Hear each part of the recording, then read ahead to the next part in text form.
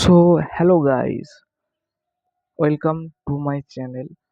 তো গাইস, আজকে আমি আলোচনা করব আরবিআই এর সম্বন্ধে। আরবিআই কবে প্রতিষ্ঠা হয়, আরবিআই কি কাজ করে, কে প্রতিষ্ঠা করে, এটা নিয়ে আজকে বলবো।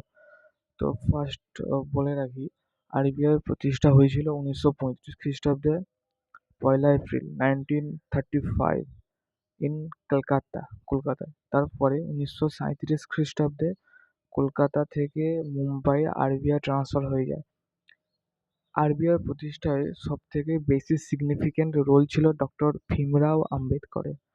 এর প্রথম গভর্নর ছিলেন স্যার ওসবর্ন স্মিথ। তারপর 1949 খ্রিস্টাব্দে এই আরবিআই ব্যাংক ভারতের ইউনিয়ন মিনিস্ট্রি অফ ফাইন্যান্সের আন্ডারে চলে আসে।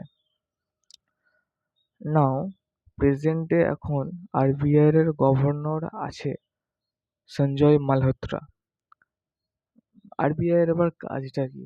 আরবিআই মূলত 4টে কাজ করে থাকে। নাম্বার 1, বিভিন্ন সুদের হার নির্ধারণ করে। নাম্বার 2, ভারতের মধ্যে সমস্ত ধরনের ব্যাংককে নিয়ন্ত্রণ করে।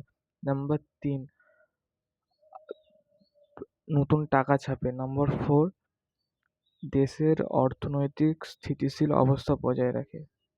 তো কেমন লাগলো ভিডিওটা কমেন্ট করে জানিও, একটা লাইক করে দিও।